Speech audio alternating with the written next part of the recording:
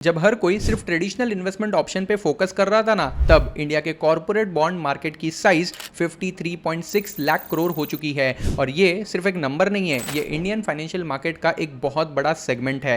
As per NITI Aayog latest report, पिछले 10 सालों में इंडियन कॉर्पोरेट बॉन्ड मार्केट में सिग्निफिकेंट ग्रोथ देखी गई है। 2015 में ये मार्केट करीब 17.5 लाख करोड़ का था, जो कि FY25 में 53.6 लाख करोड़ तक पहुंच चुका है, यानी on an average around 12% per annum की ग्रोथ दिखा रहा है। ये मार्केट अब हमारी जीडीपी का करीब 15 से 16% हो चुका है। वैसे तो ये बहुत बड़ी इंप्रूवमेंट है, लेकिन फिर भी साउथ कोरिया, मलेशिया और चाइना जैसी कंट्रीज से कम है। लेकिन फिर भी ये एक बहुत अच्छी अपॉर्चुनिटी है, जहां इन्वेस्ट करके आपके और मेरे जैसे रिटेल इन्वेस्टर्स भी अच्छा रिटर्न बना सकते हैं। देखो, ज्यादातर लोग बॉन्ड्स के बारे में सिर्फ आधी अधूरी इंफॉर्मेशन ही रखते हैं, उन्हें बहुत सारी चीजें पता ही नहीं होती है, और कई लोगों को तो बहुत सारी गलतफहमियां होती है। लेकिन आज इस वीडियो में मैं आपको पूरी सिस्टम डिटेल में एक्सप्लेन करने वाला हूं। आज के इस वीडियो में हम ये डिकोड करेंगे कि आखिर बॉन्ड का पूरा सिस्टम काम कैसे करता है, कौन सा बॉन्ड सेफ होता है, कौन सा बॉन्ड रिस्की होता है, कौन सी क्रेडिट रेटिंग वाले बॉन्ड में इन्वेस्ट करना चाहिए ताकि आपके पैसे ना डूबे,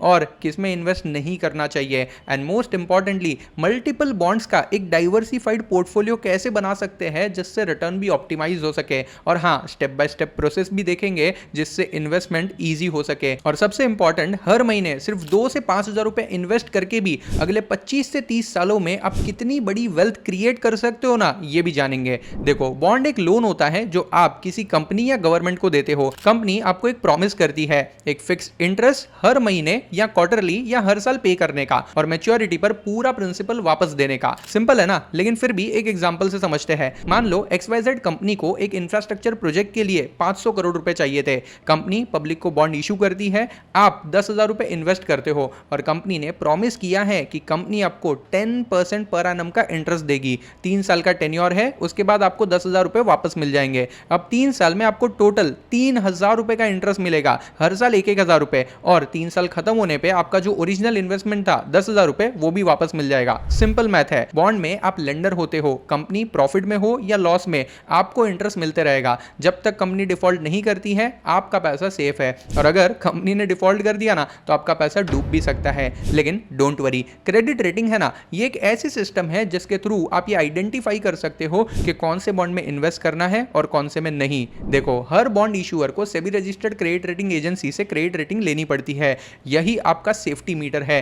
अगर आप ये समझ गए ना, तो आप ऑलरेडी 90% रिटेल इन्वेस्टर से आगे बढ़ चुके होंगे। इंडिया में क्रिसिल, इकरा, केयर, ये एजेंसीज कंपनीज को कंटिन्यूअसली मॉनिटर करती है और उन्हें रेटिंग देती है। बिल्कुल वैसे ही जैसे आपको बैंक लोन के लिए सिबिल स्कोर चाहिए होता है, उसी तरह कंपनी के बॉन्ड को रेटिंग दी जाती है। ये रेटिंग ये बताती है कि कंपनी कितनी फाइनेंशियली हेल्दी है, और क्या वो आपका पैसा टाइम पर वापस पे करने के लिए कैपेबल है या नहीं। और ये रेटिंग एक बार असाइन होकर खत्म नहीं हो जाती है, कंटिन्यूअस बेसिस पे मॉनिटरिंग होती रहती है। अगर कंपनी का फाइनेंशियल प्रोफाइल फ्यूचर में खराब होता है ना, तो रेटिंग भी डाउनग्रेड हो सकती है।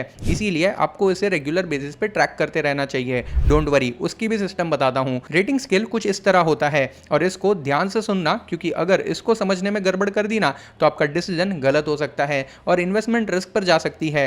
90% लोग इसे सही तरीके से समझ ही नहीं पा रहे हैं, इसीलिए वो किसी भी बॉन्ड में इन्वेस्ट कर रहे हैं। सबसे पहली रेटिंग है AAA। ये सबसे टॉप ग्रेड रेटिंग है। इसे सबसे सेफ इन्वेस्टमेंट कैटेगरी माना जाता है, जैसे कि Tata sons bonds, SBI bonds, NHAI bonds, REC bonds, government back या इंडिया की स्ट्रॉन्गेस्ट कंपनीज को AAA की रेटिंग मिलती है। क्रिसिल के 30+ ईयर्स के डेटा के मुताबिक AAA रेटेड बॉन्ड्स का डिफॉल्ट रेट और चांसेस बहुत कम होते हैं। ये वो इन्वेस्टर्स के लिए है जो मुझे बिल्कुल रिस्क नहीं चाहिए, ये वाली कैटेगरी में आते हैं। Next is AA। अब AA पॉजिटिव भी होता है और AA नेगेटिव भी होता है। ये भी बहुत ही हाई सेफ्टी वाली रेटिंग है। एक मार्जिनली छोटा सा रिस्क ऐड होता है, लेकिन क्रिसिल के ऑफिशियल डिफॉल्ट स्टडी के मुताबिक AA रेटेड बॉन्ड्स का 3 ईयर क्यूमुलेटिव डिफॉल्ट रेट सिर्फ 0.12% है। मतलब 1000 बॉन्ड में से 1 या 2 ने ही पिछले 10 सालों में डिफॉल्ट किया होगा, और वो भी एक्सेप्शनल सर्कमस्टांसेस में। जनरली रिटेल इन्वेस्टर्स के लिए AA भी सेफ ही कैटेगरी मानी जाती है, और रिटर्न्स यहाँ पे स्लाइटली बेटर होते हैं। AAA रेटिंग वाले बॉन्ड में जनरली 7, 8 या 9% तक का रिटर्न मिल सकता है, लेकिन AA रेटिंग के अंदर आपको 10 या 11% तक का रिटर्न भी मिल सकता है, depending on the demand and supply in the market. Next is A rated. इसमें पॉजिटिव और नेगेटिव भी होता है। ये मिड ग्रेड रेटिंग है। क्रिसिल के फरवरी 2024 के एक डेडिकेटेड रिसर्च के मुताबिक ए रेटेड बॉन्ड्स का 3 ईयर डिफॉल्ट रेट पिछले डिकेड में सिर्फ 0.9% था, जो 2007 से 2017 के पीरियड के 1.9% से काफी इंप्रूव हो चुका है। और सबसे इंटरेस्टिंग डेटा पॉइंट यह है कि क्रिसिल खुद कहता है कि ए रेटेड बॉन्ड्स ने पिछले 3 सालों में डबल ए रेटेड बॉन्ड से 2-3 गुना ज्यादा रिस्क एडजस्टेड रिटर्न दिया है। रिटर्न नहीं, risk adjusted return. Experience investors के लिए ये एक स्वीट स्पॉट है। इसके बाद आती है आखिरी investment grade rating, that is BBB। Investment grade का सबसे लोएस्ट रेटिंग। मॉडरेट रिस्क होता है, रिटर्न थोड़ा अट्रैक्टिव होता है, यहाँ पे 12 से 14% तक भी रिटर्न मिल सकते हैं, लेकिन depending on the demand and supply. लेकिन अगर आप पहली बार बॉन्ड में आ रहे हो ना, तो इससे नीचे तो बिल्कुल मत जाना और ये वाली रेटिंग में भी कम पैसे लगाना। वैसे कई लोग अलग अलग रेटिंग वाले बॉन्ड्स का एक कंप्लीट पोर्टफोलियो बना लेते हैं। ये भी एक अच्छी स्ट्रेटेजी है, जिससे आपके पोर्टफोलियो में स्टेबिलिटी भी आती है और रिटर्न्स थोड़े बढ़ सकते हैं, जो मैं आपको आगे डिटेल में एक्सप्लेन करूंगा। इसके बाद आती है non investment grade ratings like BB, B, C या D। ये सारी नॉन इन्वेस्टमेंट ग्रेड यानी कि जंक बॉन्ड वाली रेटिंग है। हाई रिटर्न की लालच होती है, लेकिन यहाँ पे आपका रिस्क बढ़ जाता है। कभी कभी यहाँ पे 16 से 18% तक का रिटर्न भी बन सकता है, लेकिन रिटेल इन्वेस्टर्स के लिए ये डेंजरस जोन है। इनका डिफॉल्ट प्रोबेबिलिटी एक्सपोनेंशियली बढ़ जाता है, तो बेटर यही है कि इनको अवॉइड किया जाए। एक और चीज जो प्रैक्टिकल लेवल पर इंपॉर्टेंट है, रेटिंग के साथ साथ मॉडिफायर भी आता है। क्रिसिल AA+ का मतलब होता है क्रिसिल AA से थोड़ा ज्यादा सेफ, क्रिसिल AA- का मतलब है क्रिसिल AA से थोड़ा कम सेफ। ये न्यूआंसेस भी देखना। दो बॉन्ड्स दोनों AA रेटेड हो सकते हैं,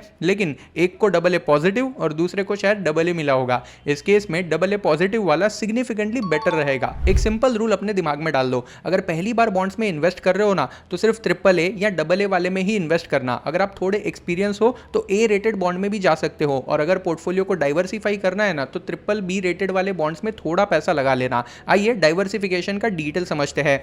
आते हैं सबसे इंपॉर्टेंट प्रैक्टिकल क्वेश्चन पर। अगर आपके पास 2 से 5,000 रुपए पर मंथ इन्वेस्ट करने वाली कैपेसिटी है, तो पोर्टफोलियो कैसे बनाना चाहिए? मैं आपको दोनों चीजें बताता हूं। अगर आप लमसम इन्वेस्ट कर रहे हो या हर महीने डाल रहे हो, आपके पास मल्टीपल बॉन्ड्स का ऑप्शन होता है। पहले एक फ्रेमवर्क को समझो। बॉन्ड में डाइवर्सिफिकेशन 3 लेवल पर होती है। पहली है रेटिंग डाइवर्सिफिकेशन, यानी AAA, AA और A। सेक्टर डाइवर्सिफिकेशन यानी banking versus infrastructure versus NBFC versus manufacturing, और टेन्योर डाइवर्सिफिकेशन यानी शॉर्ट टर्म, मीडियम टर्म या लॉन्ग टर्म। तीनों लेवल पर सोचना होगा, तभी आपका रोबस्ट पोर्टफोलियो बन सकता है। किसी एक पे फोकस करोगे तो कंसंट्रेशन रिस्क आ जाएगा। आइए एक प्रैक्टिकल पोर्टफोलियो फ्रेमवर्क को डिटेल में समझते हैं, जो बिगिनर्स के लिए बहुत अच्छा हो सकता है। सबसे पहला 50% इन्वेस्टमेंट AAA रेटेड गवर्नमेंट या PSU बॉन्ड्स में हो सकती है। यह आपका फाउंडेशन है। रिटर्न्स जनरली 8 से 9% पर एनम हो सकते हैं, लेकिन रिस्क प्रैक्टिकली बहुत कम होता है। यह पोर्शन आपके पोर्टफोलियो में स्टेबिलिटी लाएगा। नेक्स्ट 30% AA रेटेड वाले कॉर्पोरेट बॉन्ड्स में इन्वेस्ट हो सकते हैं। यहां आप थोड़ा ज्यादा रिटर्न कमा सकते हो, जनरली 10-11% पर एनम मिल सकता है। ये मिड साइज कंपनीज होती है जिनकी फाइनेंशियल स्ट्रांग तो है, लेकिन AAA वाली कैटेगरी तक नहीं पहुंची है। इस पोर्शन से आपका ओवरऑल पोर्टफोलियो रिटर्न थोड़ा इंप्रूव हो सकता है बिना सिग्निफिकेंट एडिशनल रिस्क के। लास्ट 20% A रेटेड बॉन्ड्स में इन्वेस्ट कर सकते हो, या फिर BBB में भी थोड़ा पैसा लगा सकते हो, लेकिन ये सिर्फ एक्सपीरियंस इन्वेस्टर्स के लिए ही है। अगर आप ऑलरेडी 6 से 12 महीने से बॉन्ड में इन्वेस्ट कर रहे हो और मार्केट को थोड़ा समझते हो, कंपनी का एनालिसिस कर सकते हो, तो आप A रेटेड बॉन्ड्स को भी एक्सप्लोर कर सकते हो। यहाँ आपको 11 से 12% तक का रिटर्न मिल सकता है, लेकिन बिगिनर्स लोगों को पहले और दूसरे वाले में ही इन्वेस्ट करना चाहिए। कॉन्फिडेंस बिल्ड करो, उसके बाद कंपनी को रिसर्च करना सीखो, और फिर धीरे धीरे हाई रिस्क वाले बॉन्ड में इन्वेस्ट करो। फिर धीरे धीरे थोड़ा हाई रिस्क लेकर A और BBB रेटिंग वाले बॉन्ड में इन्वेस्ट कर सकते हो। अब आते हैं सेक्टर डाइवर्सिफिकेशन पर। देखो, एक ही सेक्टर में सारा पैसा मत लगाओ।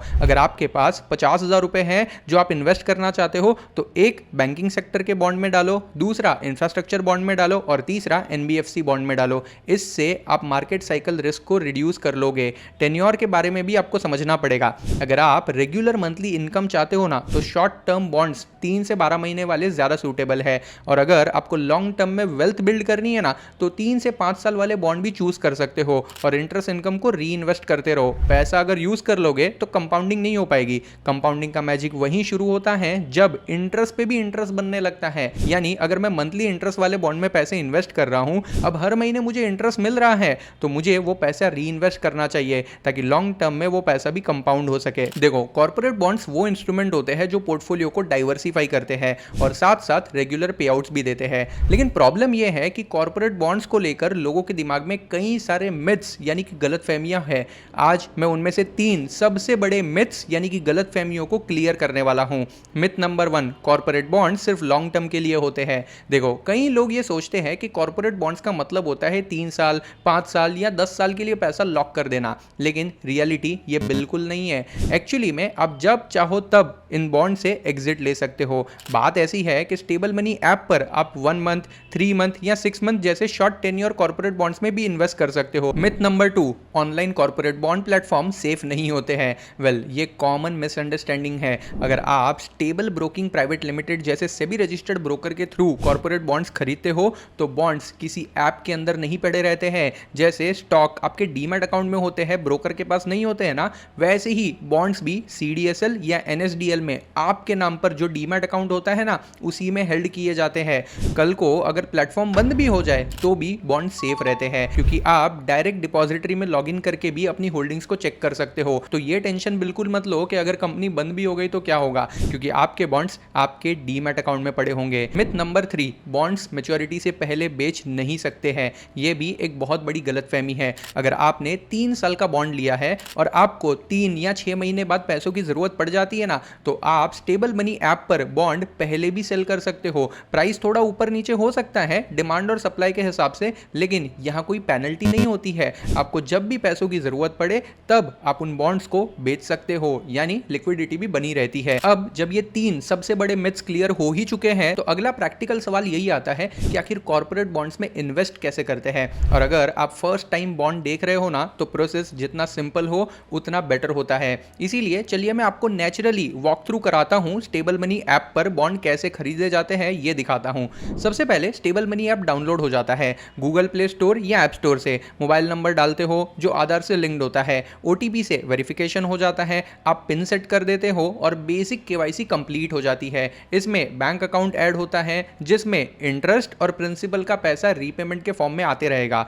सिग्नेचर वेरीफाई हो जाता है। अब सेल्फी कैप्चर होती है जिससे आप खुद ही ये प्रोसेस कंप्लीट कर रहे हो ना, ये पता चल जाता है। उसके बाद आधार और पेन डिजी लॉकर से लिंक हो जाता है। ओवरऑल देखा जाए ना तो ये पूरी प्रोसेस एकदम सीमलेस है। 5 मिनट के अंदर अकाउंट रेडी हो जाता है। अब एक बार आपका अकाउंट रेडी हो जाए ना, उसके बाद आप ऐप ओपन करके होम पेज पर व्यू ऑल बॉन्ड्स पे क्लिक कर सकते हो। यहां पर आप ये डिसाइड कर सकते हो कि आपको जितने भी बॉन्ड्स इनके प्लेटफॉर्म पे अवेलेबल है ना, उसमें से कौन से बॉन्ड में इन्वेस्ट करना है, कितना पैसा कहां इन्वेस्ट करना है, ये आप डिसाइड करते हो। 4 मंथ्स, 6 मंथ्स, 8 मंथ्स या थोड़ा लॉन्गर टेन्योर, आपकी चॉइस है। अमाउंट भी आप डिसाइड कर सकते हो। स्टेबल मनी ऐप पर बॉन्ड्स 1000 रुपए से स्टार्ट होते हैं, कुछ 10,000 से स्टार्ट होते हैं और कुछ 1 लाख से भी स्टार्ट होते हैं। एग्जाम्पल के लिए मान लो आप कोई XYZ बॉन्ड देख रहे हो, 13 मंथ्स का बॉन्ड है और मिनिमम इन्वेस्टमेंट 10,000 रुपीज है और yield to maturity around 11% per annum है। यील्ड टू मैच्योरिटी का मतलब होता है कि आपका इफेक्टिव रिटर्न कितना बनेगा।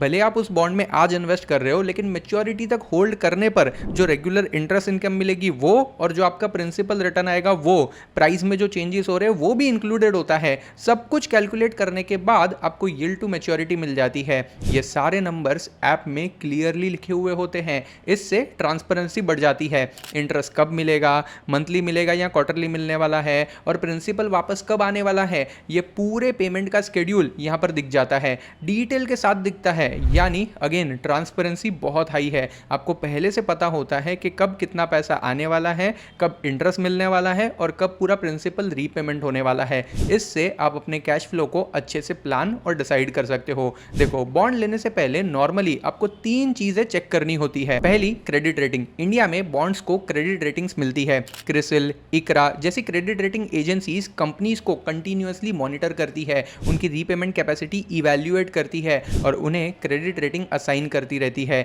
ये सारी इन्वेस्टमेंट ग्रेड क्रेडिट रेटिंग है। AAA यानी highest safety, lowest credit risk होता है। AA AA यानी हाई सेफ्टी, AA+, AA या AA-, ये तीनों इसी कैटेगरी में आते हैं। फिर आता है A यानी कि एडिक्वेट सेफ्टी, यहाँ A+ और A- भी आते हैं। फिर BBB यानी कि मॉडरेट सेफ्टी, यहाँ पे BBB पॉजिटिव और BBB नेगेटिव भी आते हैं। लोवेस्ट इन्वेस्टमेंट ग्रेड रेटिंग है और ये सारी non investment grade credit rating है। BB यानी कि moderate risk, B high risk, C very high risk और D डिफॉल्ट और एक्सपेक्टेड टू डिफॉल्ट। इन्हें स्पेक्युलेटिव या जंक बॉन्ड्स की रेटिंग भी कहा जाता है। इट इज ऑलवेज एडवाइजेबल कि आप हाई क्रेडिट रेटिंग वाले बॉन्ड में ही इन्वेस्ट करो ताकि आपका रिस्क कम हो सके। दूसरी इंपॉर्टेंट चीज कोलैटरल कवर, मतलब कंपनी ने कितने असेट्स सिक्योरिटी के तौर पे रखे हुए हैं। देखो, in case of secured bonds, जब भी कोई कंपनी अपने बॉन्ड्स पब्लिक को इशू करती है ना, तब वो कंपनी अपने असेट्स को डिबेंचर ट्रस्टी के फेवर में एज कोलैटरल रखती है, सो दैट अगर फ्यूचर में कंपनी इंटरेस्ट या प्रिंसिपल रीपेमेंट में डिफॉल्ट करे ना, तो उन असेट से इन्वेस्टर के पैसे रिकवर हो सके और इन्वेस्टर्स को पे किए जा सके। एग्जांपल के लिए 1.1x कोलैटरल का मतलब डिफॉल्ट से पहले रिकवरी के चांसेस बेटर होते हैं। यानी कंपनी जितना पैसा बॉन्ड और डिबेंचर इशू करके रेस कर रही है ना, उससे 1.1x टाइम का ऑलरेडी कोलैटरल सिक्योर्ड है। तीसरी इंपॉर्टेंट चीज है कंपनी के फाइनेंशियल्स। कंपनी प्रॉफिट में है या लॉस में, लास्ट 2-3 सालों से कंपनी की परफॉर्मेंस कैसी चल रही है, एक्सेट्रा, ये सब कुछ ऐप के अंदर ही मिल जाता है। ये तीनों चीजें चेक कर लेने के बाद जैसे ही आपको कोई बॉन्ड पसंद आ जाए, इन्वेस्ट नाउ पर क्लिक कर दो। यूपीआई हो या नेट बैंकिंग, पेमेंट तुरंत हो जाती है। जनरली T+1 बेसिस पर बॉन्ड आपके डीमैट अकाउंट में क्रेडिट हो जाते हैं और डैशबोर्ड पे आप उसे ट्रैक भी कर सकते हो। अगर आप बिगिनर हो तो बेस्ट अप्रोच ये होती है कि 1000 से लेकर 10,000 के बीच के अमाउंट से स्टार्ट करो। 4 से 8 महीने के टेन्योर के शॉर्ट ड्यूरेशन बॉन्ड में इन्वेस्ट करो। इंटरेस्ट पेमेंट देखो और कॉन्फिडेंस बिल्ड होने दो। जैसे जैसे सिस्टम समझ में आती जाए और कॉन्फिडेंस बिल्ड होने लगे ना, धीरे धीरे अमाउंट बढ़ा सकते हो। ये आपके लिए एक स्टेडी रेगुलर इनकम का सोर्स बन सकता है। अब मान लो बीच में पैसों की जरूरत पड़ जाती है, स्टेबल मनी ऐप पर पोर्टफोलियो ओपन करो, बॉन्ड को सेलेक्ट करो, करंट वैल्यू को चेक करो। डिमांड सप्लाई के हिसाब से प्राइस फ्लक्चुएट होते रहता है, लेकिन कोई पेनल्टी नहीं लगती है। सेल पर क्लिक करो, कंफर्मेशन दे दो और ऑर्डर प्लेस कर दो। सेल ट्रांजैक्शन कंप्लीट होते ही पैसा डायरेक्टली आपके बैंक अकाउंट में आ जाता है और व्हाट्सएप अपडेट भी मिल जाती है। यानी यहां पर आप स्टेबल मनी ऐप पर जब भी पैसों की जरूरत पड़े तब आपके होल्डिंग्स में अवेलेबल बॉन्ड को बेच भी सकते हो, यानी कि लिक्विडिटी मिल जाती है। ऐसा नहीं है कि आपको कंपलसरीली मैच्योरिटी तक उसे होल्ड करते ही रहना पड़ेगा। आप मार्केट प्राइस पर बॉन्ड्स को बेचकर एग्जिट भी कर सकते हो। अब नेचुरली टैक्स का सवाल भी आता है। देखो, बॉन्ड का इंटरेस्ट आपके इनकम टैक्स स्लैब के हिसाब से टैक्सेबल होता है। कंपनी आपको इंटरेस्ट पे करते वक्त पहले ही 10% टीडीएस डिडक्ट कर लेती है। अगर आप 30% वाले स्लैब में हो तो बाकी का 20% आईटीआर भरते टाइम आपको पे करना होगा। 20% स्लैब में आते हो तो बाकी का 10% आपको पे करना होगा। और अगर आप 0% वाले स्लैब में आते हो ना, तो जो 10% टीडीएस कटा है ना, वो भी आपको रिफंड मिल जाता है। ये सारी डिटेल भी स्टेबल मनी के डैशबोर्ड में क्लियरली विजिबल होती है। अब आखिरी और सिंपल सवाल, बॉन्ड में इन्वेस्ट करने के लिए स्टेबल मनी ही क्यों? देखो, ये एक सेबी रजिस्टर्ड ब्रोकर है, रिटर्न्स कॉम्पिटिटिव है, 9% से लेकर 12% पर एनम तक, एंट्री बैरियर लो है, अपनी इन्वेस्टमेंट 1000 रुपए से भी स्टार्ट कर सकते हो। ऐप का इंटरफेस एकदम सिंपल है और क्लियर गाइडेंस भी मिल जाती है। बॉटम लाइन ये है कि बैंक अकाउंट में पड़ा हुआ कैश सिर्फ पड़े रहने के लिए नहीं होता है। अगर उसको कॉर्पोरेट बॉन्ड्स के थ्रू काम पे लगाना है तो स्टेबल मनी एक क्रेडिबल ऑप्शन बनता है। तो अब चॉइस आपकी है, गूगल प्ले स्टोर या ऐप स्टोर से स्टेबल मनी ऐप डाउनलोड करो या विजिट करो stablebonds.in और अपने फाइनेंशियल फ्यूचर को थोड़ा और स्मार्ट डायरेक्शन दे दो। फिर मिलेंगे ऐसे ही एक और इंटरेस्टिंग वीडियो के साथ। Fixed returns do not constitute guaranteed or assured returns. Investments in corporate debt securities, municipal debt securities/securities debt instruments are subject to credit risks, market risks, and default risks, including delay and/or default in payment. Read all the offer related documents carefully